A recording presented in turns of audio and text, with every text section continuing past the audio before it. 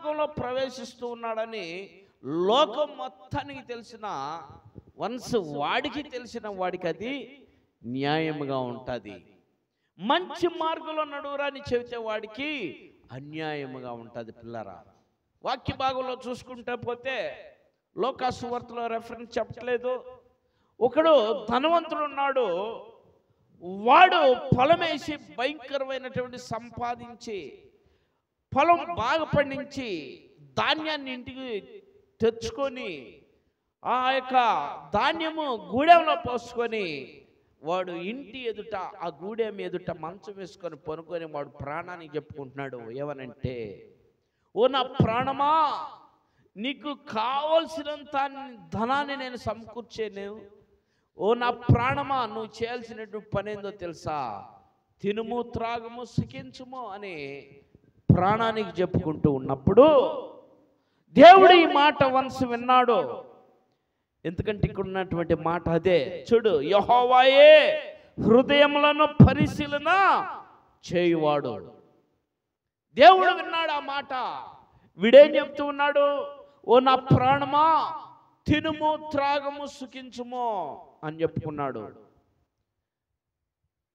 చెప్పుకున్నప్పుడు దేవుడు విన్నాడు ఆ మాట. విని దేవుడు చింతించాడు, బాధపడ్డాడు. ఒరే, వీడి పొలం వేశాడు, పంట విస్తారంగా పండింది, ఏ తెగులు రానికుండా నేను చూసుకున్నాను, కావాల్సిన టైంలో వాన కురిపించాను, కావాల్సిన టైంలో ఎండ కాపించాను, అంత బాగా చూసుకుంటే కనీసం వాడు ఒక్క మాటలో కూడా కృతజ్ఞతగా చెప్పకుండా, ఒక్క మాటలో కూడా కృతజ్ఞత లేకుండా వాడు తీసుకొచ్చుకున్నటువంటి ఆ యొక్క ధాన్యాన్ని చూసుకొని వాడు ప్రాణానికి ఏ రీతిలో చెప్పుకుంటున్నాడు. చూడు, ఇది ఎక్కడ న్యాయమరా అని దేవుడు చింతించి ఓ మాట వాడాడు. ఒరే వెర్రివాడా, ఒరే వెర్రివాడా, ఈ రాత్రి నీ ప్రాణాన్ని అడుగుతున్నాను, వచ్చాయి నువ్వు అన్నాడు. పిల్లారా, ఈరోజు సంఘాల్లో లాంటోళ్ళు లేకపోలా, గ్రామాల్లో లేకపోలా, పట్టణాల్లో లేకపోలా,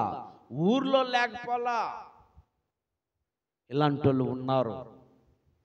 దేవుడు నీకు మంచి ఆరోగ్యాన్ని ఇచ్చి, దేవుడు నీకు మంచి ఆయుష్నిచ్చి, దేవుడు నీకు కావలసినంత కూడా సమకూరుస్తూ, దేవుడు నీకు కావలసినటువంటి మంచి జ్ఞానాన్ని ఇచ్చి నీకు పనులకు పంపించి, లేక వ్యాపారానికి పంపించి, లేక ఉద్యోగానికి పంపించి, లేక రకరకాల పనుల్ని చేత చేపించి నీ జీవనాధారంతో పాటు నీ కుటుంబ జీవనాధారం నీకు చూపిస్తున్నటువంటి దేవుడిని నువ్వు విడిచిపెడుతున్నావు. ఈ రాత్రి నువ్వు జ్ఞాపకం చేసుకో.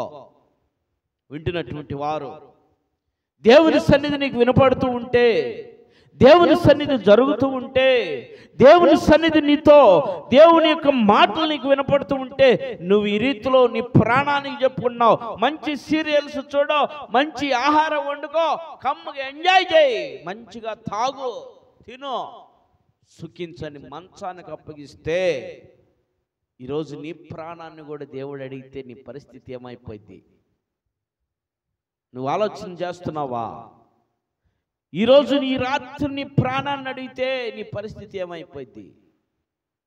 దేవునికి ఇచ్చినటువంటి పనిలో కృతజ్ఞత ఏది?